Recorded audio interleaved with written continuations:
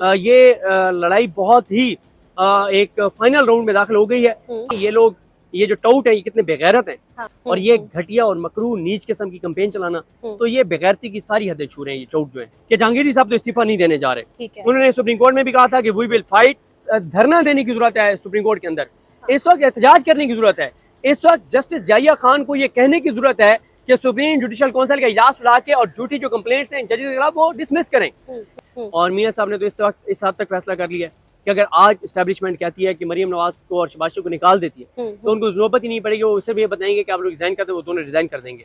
और मियां साहब ने यह भी वसीयत कर दी है कि अगर कभी आपको एस्टैब्लिशमेंट हुकूमत से निकाले तो आपने उतना ही एस्टैब्लिशमेंट का दावेदार रहना है जितना आप हुकूमत में थे। वजह यह है कि बाद में भी तो उन्होंने ही लाना है ना। तो नून लीग और शरीफ खानदान ये तय कर चुका है, पीपल्स पार्टी भी, कि उनकी आइंदा की सियासत एस्टैब्लिशमेंट के साथ है और उनकी मदद से और उनकी गुलामी से है। तो इंडिपेंडेंटली कोई चीज़ नून लीग पीपल्स पार्टी नहीं करेंगे। अस्सलाम वालेकुम नाज़रीन, आप siyaset.pk देख रहे हैं। सीनियर सहाफ़ी सिद्दीक जान साहब हमारे साथ मौजूद है। इस टाइम रिगालिया होटल के बाहर हम मौजूद हैं। अभी अंदर वो तकरीर भी करके आए, अंदर क्या माहौल है, तमाम तो चीज़ें उनसे जानेंगे। अस्सलाम वालेकुम, एक तो अंदर की बात करेंगे, लेकिन उससे पहले जस्टिस तारिक महमूद जहांगीरी का आज का जो स्टेटमेंट सामने आया है कि मैं किसी सेक्टर कमांडर के कहने पर फैसले नहीं करता, इस पर किस तरह देख रहे हैं इसको?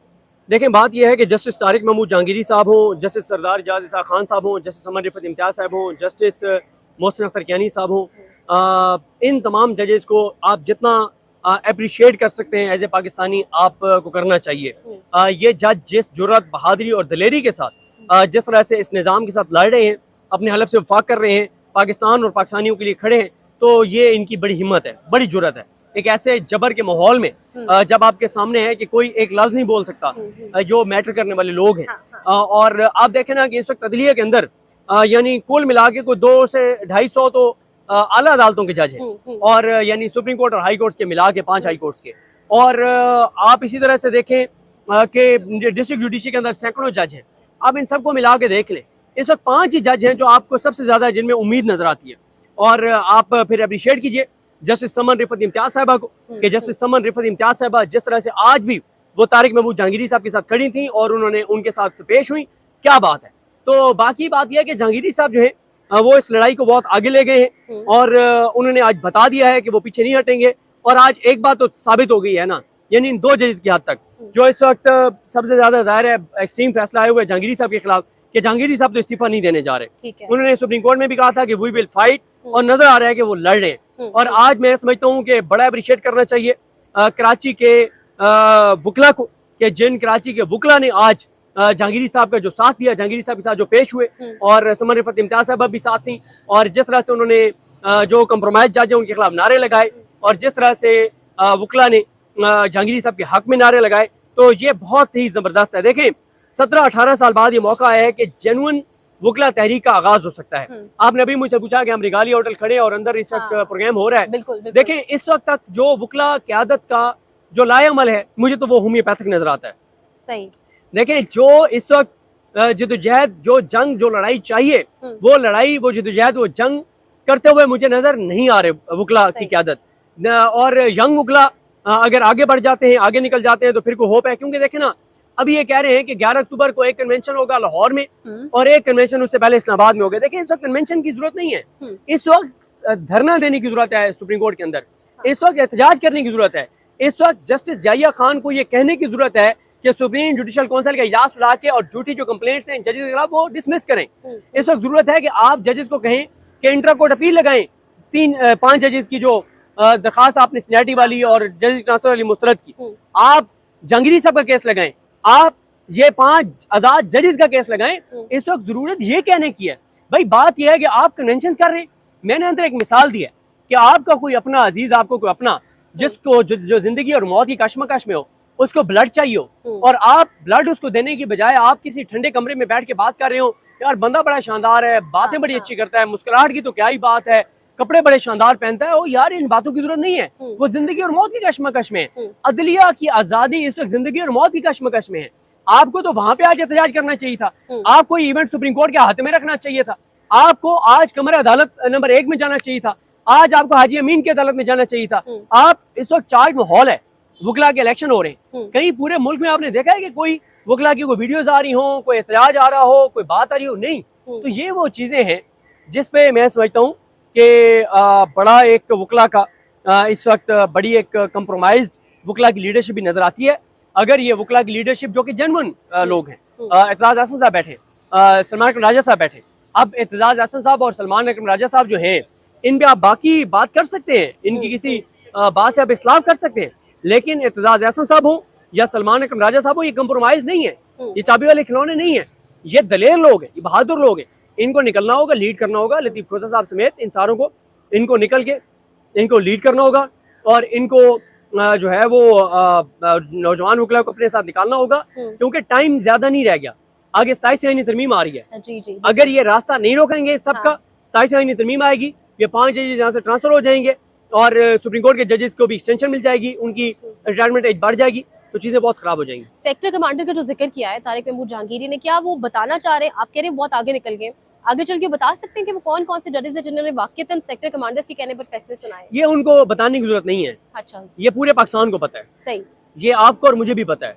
आज आप देख लें कि जस्टिस सरफराज डोगर साहब की अदालत में जनवरी से पेंडिंग केस है, अलकादिर केस, और आज लगता है 25 सितंबर को, जी। और एक बार फिर जो है वो 16 अक्टूबर की तारीख दे दी गई, यानी 21-22 दिन बाद, और वो भी जुमेरात थी। तो ये वाज़ेह तौर पर नजर आ रहा है कि तोशा खान 2 में सजा के बाद ये केस लगेगा, और ये जो इस वक्त लड़ाई है, ये लड़ाई बहुत ही एक फाइनल राउंड में दाखिल हो गई है। अब वकला ने ये फैसला करना है कि 5 जजेस तो मैदान में आ गए, वो तो पीछे नहीं हट रहे, लेकिन ये वकील रहनुमा क्या कर रहे हैं, वकला क्या कर रहे हैं। तो बाकी अदालतों के अंदर जो हालात हैं एज ए पाकिस्तानी खून खोलता है कि किस तरह से जो है ना वो चीजें हो रही हैं, और नुकसान पाकिस्तान और पाकिस्तान के लोगों का हो रहा है। आप अभी अंदर से होके आए, आपने खुद भी तकरीर, अंदर क्या माहौल है, मतलब अंदर के माहौल से आप कोई चीज आइडेंटिफाई कर सकते हैं कि आगे चीजें किस तरफ जाएंगी? अभी तो तकरीरें हो रही हैं, वो ठीक हो रही हैं, उसमें बात ठीक हो रही है, ठीक है। किसी का लहजा सख्त है, किसी का नर्म है, कोई तल्ख बात कर रहा है, कोई अच्छे तरीके से बात कर रहा है, लेकिन बात यह है कि इसका आउटकम क्या आता है, आउटपुट क्या है, इन तकरीरों का जो इनपुट है इसका आउटपुट क्या निकलता है, लाएमल क्या होता है, क्या यही कन्वेंशन आपने खेलना है, या आपने सड़कों पर बनने, इस वक्त सड़कों पे आए बगैर काम नहीं बनना। अगर आपने निकलना है तो आपको सड़कों में निकलना पड़ेगा, आपको रोजाना सुप्रीम कोर्ट जाना पड़ेगा, आपको जस्टिस जाहिया खान पे दबाव बढ़ाना पड़ेगा, आप नहीं बढ़ाएंगे तो कुछ नहीं बनने वाला। परसों एक जलसा भी है, और जलसे के साथ कहा जा रहा है कि एक नया राउंड स्टार्ट होगा, गालिबन कोई अगला लाहेअमल भी दिया जा सकता है। जलसे से पहले ये सब कुछ हो रहा, कोई कुछ आप इंटर रिलेटेड देख रहे हैं चीज़ों को, या कुछ जलसे से निकल कर सामने आ सकता है पेशावर जलसे से?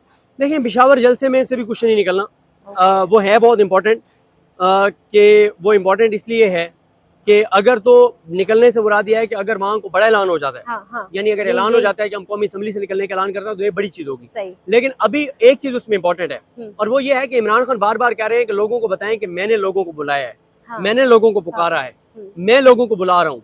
ये बात इमरान खान साहब क्यों कह रहे हैं? ये बात इमरान खान साहब इसलिए कह रहे हैं कि इमरान खान साहब ये समझते हैं कि ये जलसा जितना बड़ा होगा उतना लोगों के अंदर एक उम्मीद पैदा होगी कि यार हमने मतलब बहुत बड़ी तादाद में है लोग। तो बात यह है कि इमरान खान साहब जो हैं वो ये चाहते हैं कि ये जलसा बहुत बड़ा होना चाहिए। अब डिपेंड करता है पीटीआई के एमएनएस एमपीएस टिकट होल्डर्स पर, तो वो कितनी मेहनत करते हैं, केपीके पे डिपेंड करता है कितने लोगों को निकालने में कामयाब होते हैं।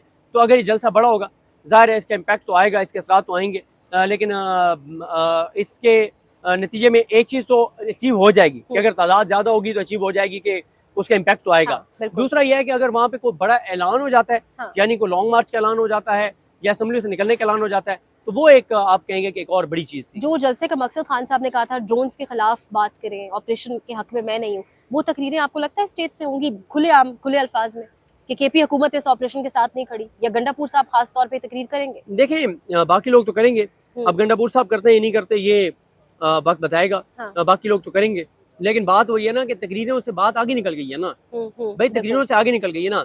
एक चीज़ आप बार बार कह रहे हैं कि नहीं होनी चाहिए, वो हो रही है ना, फिर आप उसको रोकने के लिए क्या कर रहे हैं? और वो एक ही रास्ता है, और वो है सड़कों का रास्ता।